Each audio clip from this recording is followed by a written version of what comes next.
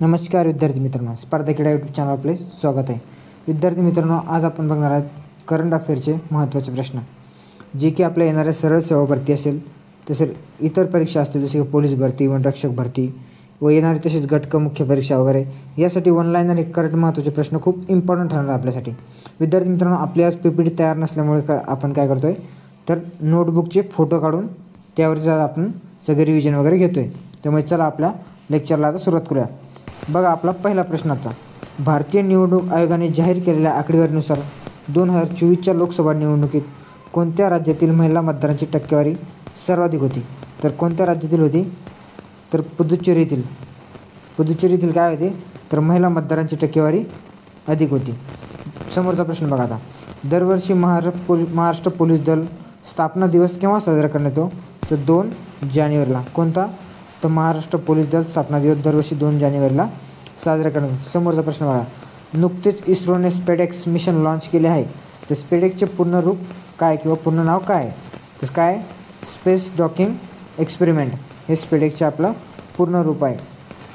बघा आता समोरचा प्रश्न बघू आपण.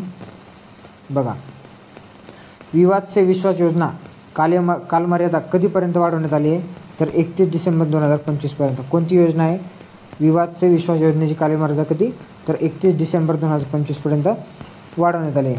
समोरचं बघा, महाराष्ट्र विधान परिषदेचे अध्यक्ष म्हणून कोणाची नियुक्ती करण्यात आलेली आहे? तर राम शिंदे यांची नियुक्ती. कशाचे? आपल्या महाराष्ट्र विधान परिषदेचे अध्यक्ष म्हणून त्यांची नियुक्ती करण्यात आली आहे.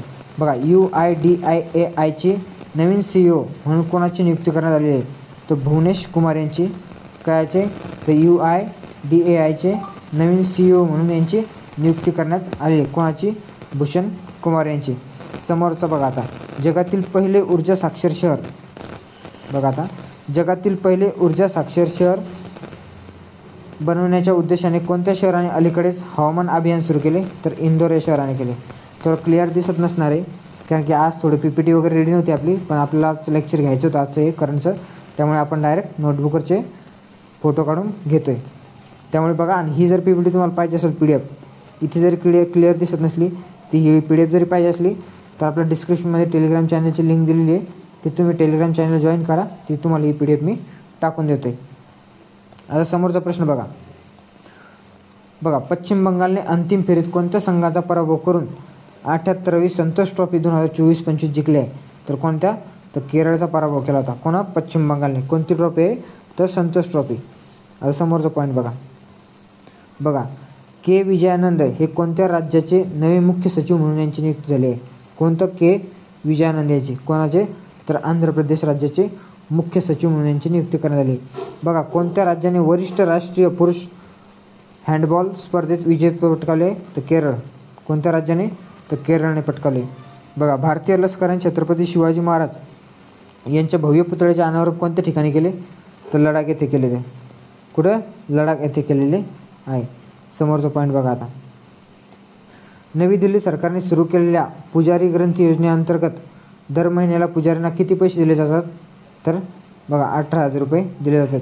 देशातील पहिल्या काचेच्या पुलाचे उद्घाटन कोणत्या राज्यात करण्यात आले? तर तामिळनाडू या राज्यामध्ये करण्यात आलेले आहे. बघा, महत्त्वाचा प्रश्न आहे विद्यार्थी मित्रांनो. हे विद्यार्थी मित्रांनो जवळपास आपला म्हणजे पूर्ण जानेवारीपासून तर आता जूनपर्यंतचे प्रश्न आहे. हे जवळपास जास्तीत जास्त प्रश्न आहे जानेवारीमधले आहे. जसे समोर लेक्चर येत राहतील आपले, तसे समोरील महिन्यातले सुद्धा करंट अफेअरचे प्रश्न येत चालतील. बघा, समोरचा पण देशातील पहिल्या काचेच्या पुलाचे उद्घाटन कोणत्या? तर तामिळनाडूमध्ये. बघा, 5 दिवसीय चितवन हत्ती आणि पर्यटन महोत्सवाची 18वी आवृत्ती नुकतीच कुठे पार पडली? तर नेपाळ येथे. बघा, कुठं? नेपाळ येथे पार पडली. परकीय चलन साठा 700 अब्ज USA डॉलरपर्यंत वाढून भारताचा आता जगात कितव्या क्रमांकावर आहे? 4था. बघा, परकीय चलन साठा किती झाला आहे? 700 अब्ज झाला आहे. 700 अब्ज US डॉलर एवढा झाला आहे. आणि आता भारत कितव्या क्रमांकावर आहे? तर 4थ्या क्रमांकावर आहे. बघा, समोरचा पॉईंट बघा, 2030पर्यंत अदानी ग्रीन एनर्जीने अक्षय ऊर्जा क्षमता लक्ष्य काय आहे? तर 30 गिगावॅट आहे. बघा, 30 गिगावॅट.